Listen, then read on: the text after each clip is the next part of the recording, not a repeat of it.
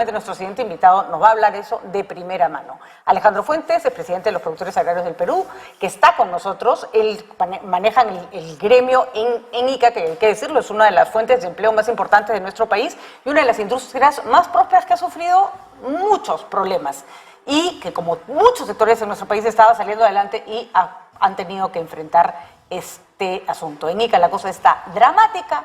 El cierre de carreteras no cesa y ahora ya hay extorsiones puras y duras, así, sin ningún disimulo. Alejandro, ¿cómo estás? Gracias por acompañarnos. No, gracias, Patricia, por invitarme a tu programa. En el caso de AGAP estamos en 9 regiones del Perú, no solamente en ICA, es verdad. solamente que digamos que el problema más álgido ahora en las regiones donde estamos es en ICA y también en Arequipa, donde la situación no es muy distinta. Hace 2 días casi prenden vivo a un policía en La Joya, ¿no? Y desgraciadamente, por la inacción de la policía, hoy en día estamos en manos de muy pocas personas que ya dejaron de ser pues parte de esa legítima protesta y son delincuentes, vándalos, que en muchos casos van directamente a fundos a amenazar que si las personas permiten que personas ingresen a trabajar, les van a incendiar el cerco, cosa que ha pasado el día de ayer en más de un fundo. Ayer han entrado a 6 fundos, para ser específico, entre la zona de Villacurí. Algunos de ellos tenían efectivamente personas trabajando, han ingresado, los han sacado a palazos, ¿no? Como es el caso de, o a la fuerza, digamos, de la empresa Manuelita. Y esto ha generado que ya muchas empresas en ICA decidan detener sus operaciones. Uno, porque literalmente ya no tienen cómo trasladar lo que están cosechando, en este caso es principalmente uva, porque estamos en la campaña de uva, y 2, porque no pueden poner en riesgo la integridad de las personas, de sus colaboradores, que en el caso de ICA estamos hablando de más o menos 80.000 personas las afectadas hoy en día por lo que viene sucediendo.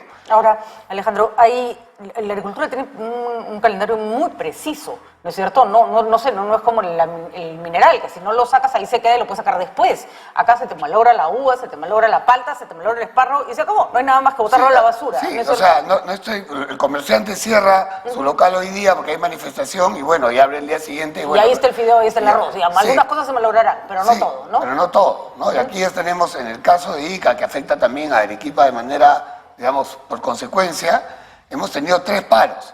Entonces, si bien en el Puerto Maldonado el tema es ininterrumpido, acá ha habido paro 5 días, de nuevo paro 5 días, de nuevo, y ahora estamos en el 6º día en ICA, y esto está afectando claramente a las uvas, los espárragos y otros productos que también se producen en el Valle de Ica. Y que se les pasan los calendarios de cosecha, se les pasan los calendarios de venta. Se pierde, ¿no? El producto se pierde, literalmente, ¿no? Porque se sobremadura, como le puede pasar a una persona, entonces se pudre y ya no se puede, no se cosecha, y por supuesto tampoco se puede vender, y eso tiene un efecto sobre las empresas, pero la gente tiene que entender que las empresas están compuestas por personas que trabajan en ellas. Y en el caso de la agricultura es muy intensiva en mano de obra. Y el cultivo de la uva, curiosamente, después del arándano, el segundo más intensivo en mano de obra. Entonces, hoy en día estamos hablando que en ICA el sueldo promedio es de 100 soles al día. Si lo queremos llevar al mes, es como si una persona, un obrero, ganara 3.000 soles en el mes. Esa es una remuneración muy alta para el peruano en la situación de crisis económica en la que nos encontramos.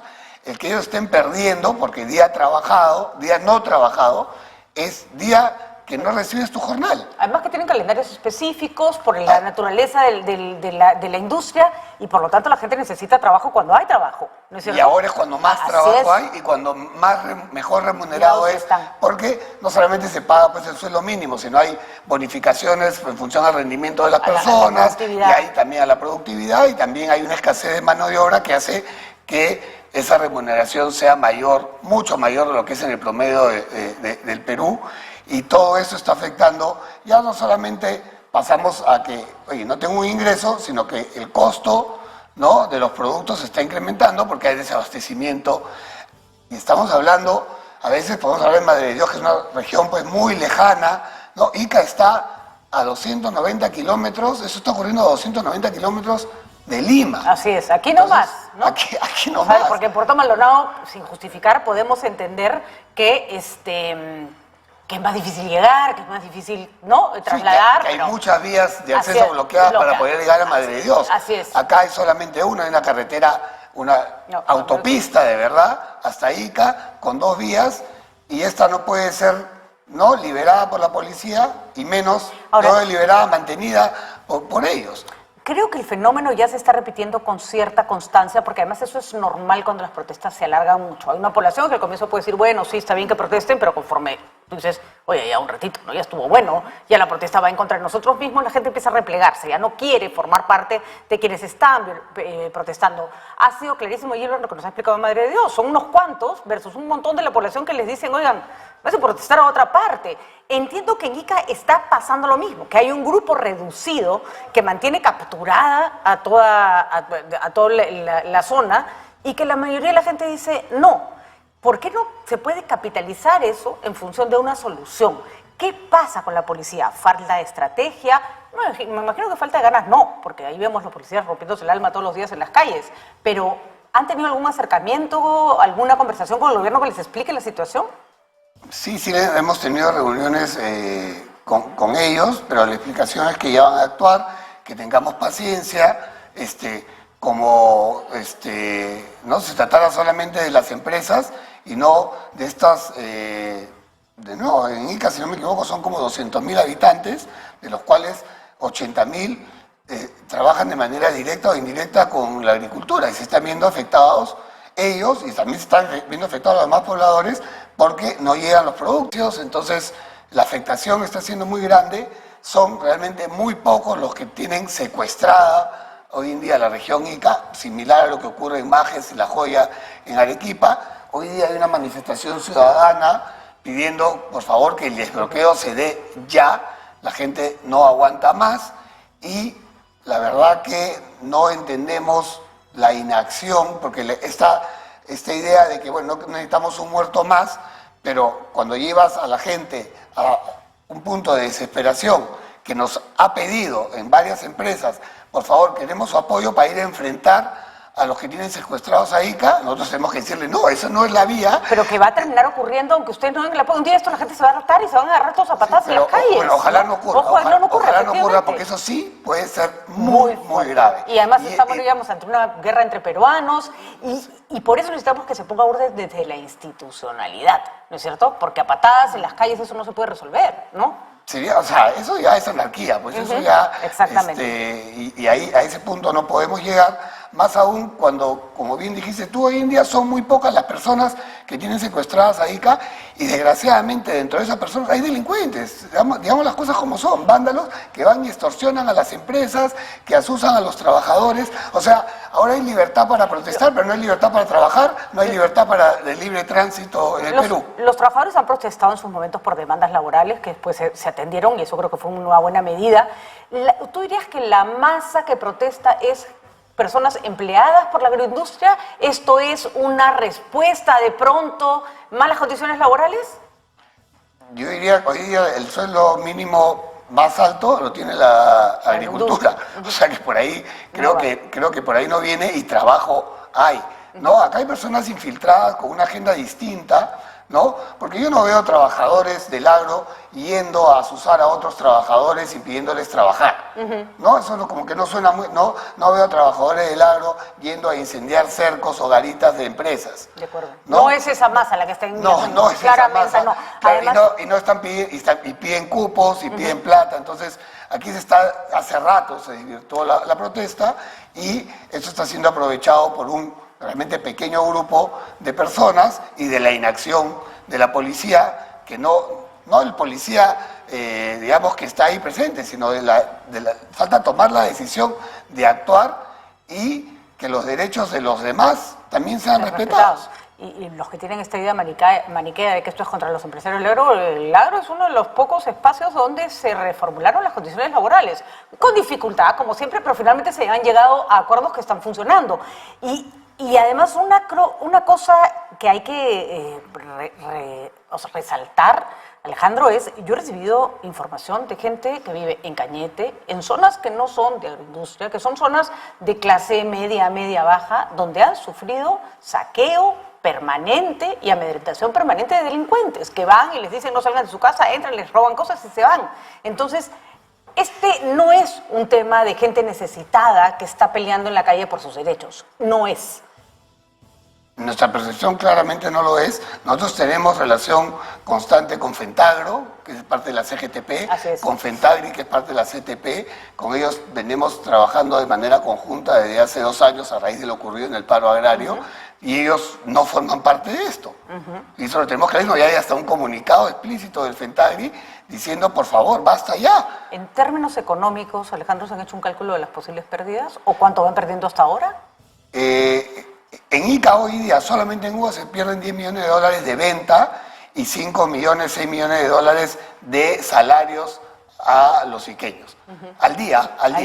Entonces, el impacto es gruesísimo, porque, de nuevo, lo que está ocurriendo es en una semana crítica, semanas críticas para Ica.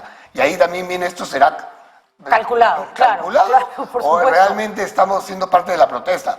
Porque en otras partes, ¿no? Entiendo yo perfectamente el abandono, yo lo vivo, yo voy mucho a la sierra del sur del Perú y conozco el abandono que hay en esa zona, que no es lo mismo que ocurre en Ica, y curiosamente Ica sigue siendo ese bastión que no puede ser liberado y que permanentemente viene siendo secuestrado por muy pocas personas, y válgame verdades, la inacción de la policía para no solamente liberar y desbloquear las carreteras, sino mantenerlas desbloqueadas y permitir el acceso también, porque ahí estamos afectando a Moquegua, a Tacna, a Arequipa, a Purímac, ¿no? Apurímac se conecta con Lima y con la costa a través de Ica. Así es, por supuesto. Y ese es el punto. Además, ¿no? Arequipa e Ica son puntos estratégicos para la salida por puertos a buena parte de la producción, no solo agraria. Entonces, tener toda esta zona del sur bloqueada en realidad es nefasto, ¿no? Sí, bueno, y al principal mercado, que es Lima.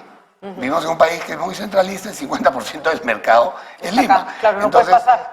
Quien quiera vender sus cebollas en Arequipa, sus ajos, no puede pasar. Se está golpeando, y no solo, y cuando decimos se está golpeando la agroexportación es porque ustedes son un gremio organizado que puede venir a reclamar, pero no me puedo imaginar los pobres agricultores que ya han padecido un año complicado por la falta de fertilizantes, por la crisis.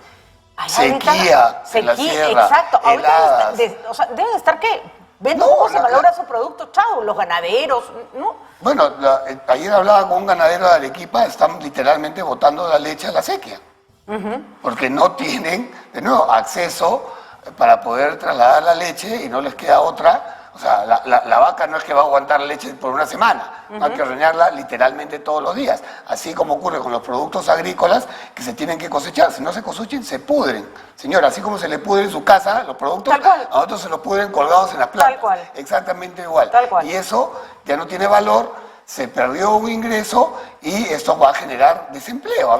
Digamos las cosas como son. Yo nunca voy a olvidar, Alejandro, porque ahí te das cuenta del drama de lo que es ver cómo tu cosecha se hace, cómo todos esos alimentos se pudren en tu cara, ¿no? Y en el Niño Costero me tocó visitar las zonas complicadas, en Casma, las zonas más altas que habían sido devastadas, que no tenían nada, Alejandro, no tenían agua, no tenían luz, no tenían cómo llegar a Lima, no tenían carretera, íbamos en helicóptero, de hecho.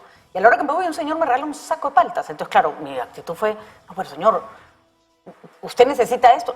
Ya estoy harto de comer paltas. O sea, claro, lo único que tenían era su cosecha. Entonces, no se pueden comer todas las paltas, ni siquiera sirve para alimentarse porque no te puedes comer todo eso de golpe, ¿no? Realmente triste, por supuesto, recibí sus paltas y a cambio le di un dinero que espero le haya servido para algo, pero ni siquiera tenía nada que comprar, claro, ni siquiera tenía nada que comprar, ¿no?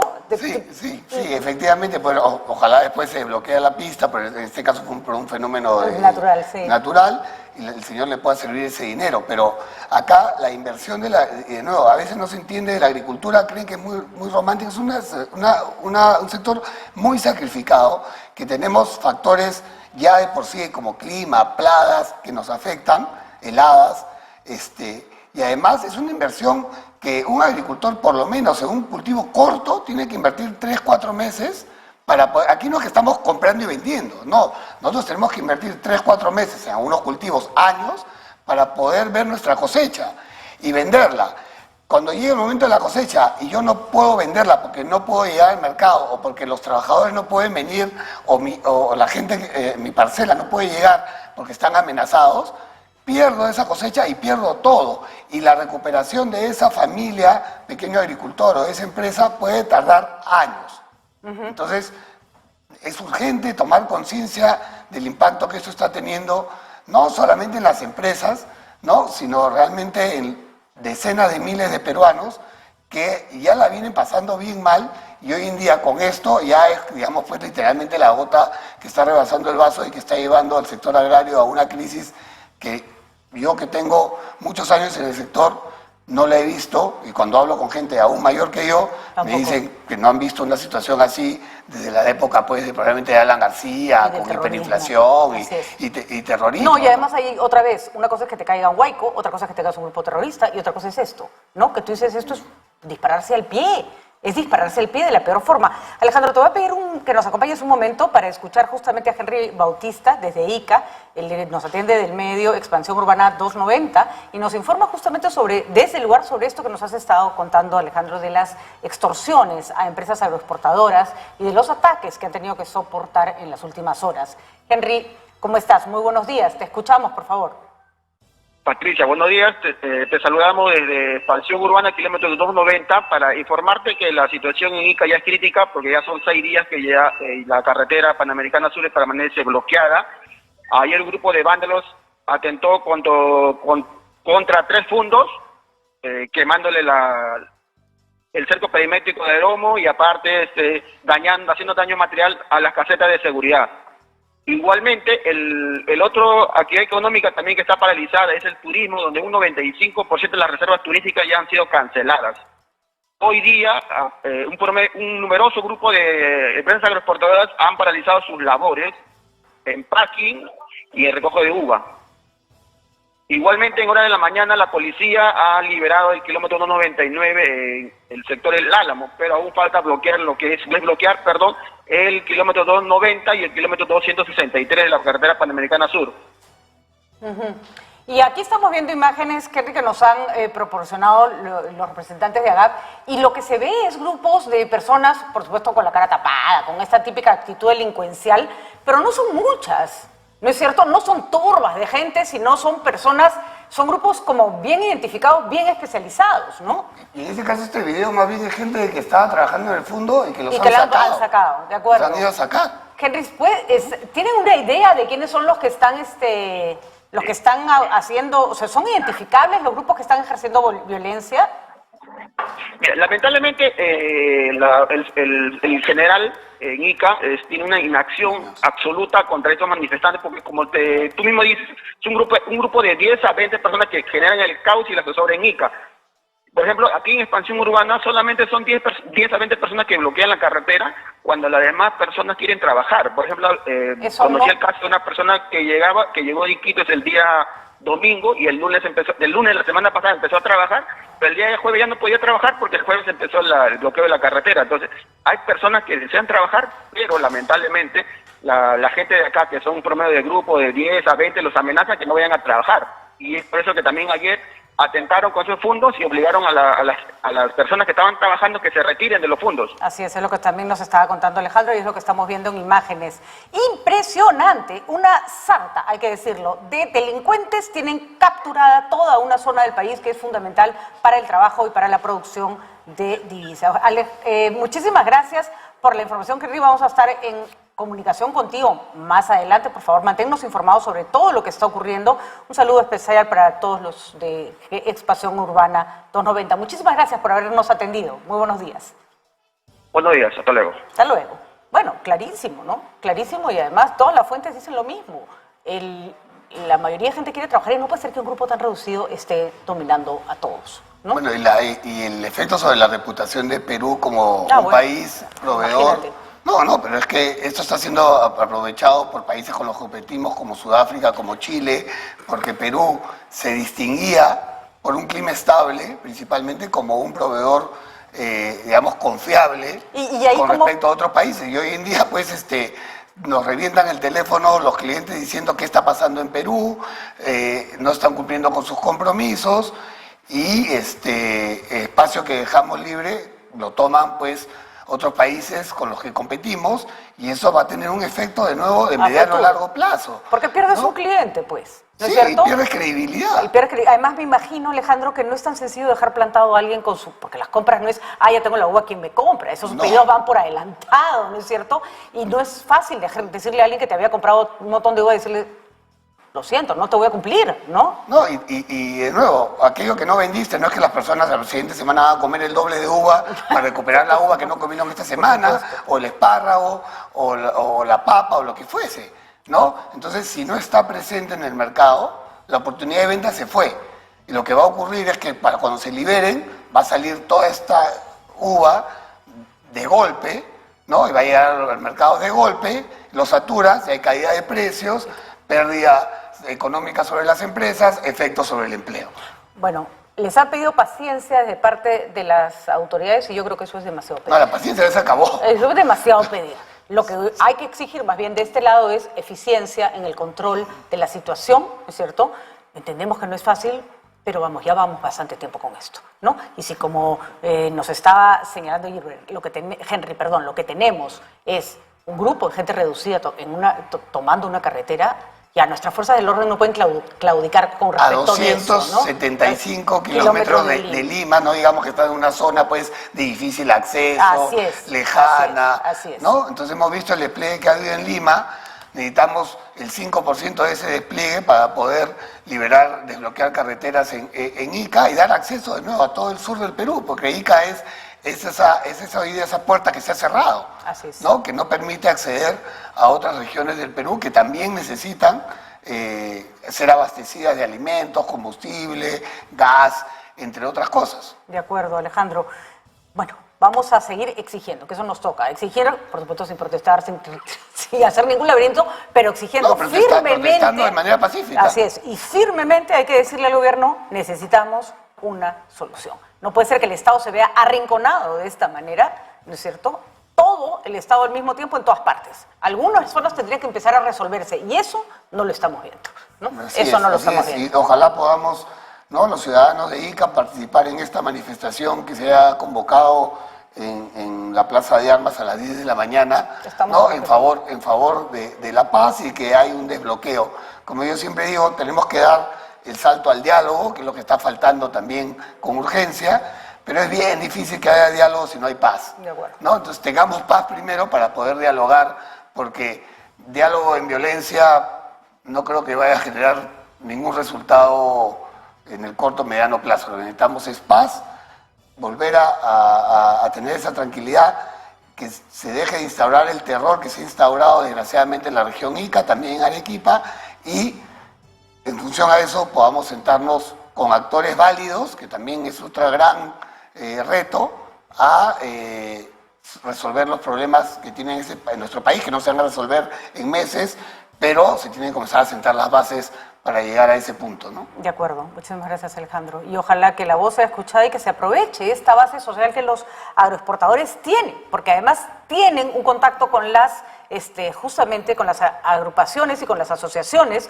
que también quieren trabajar, que son bases, digamos, sociales que se pueden aprovechar en función de arreglar el tema. Le agradecemos a Alejandro por haber estado acá y nosotros vamos a transmitirles una nota importante. En medio de este laberinto, la señora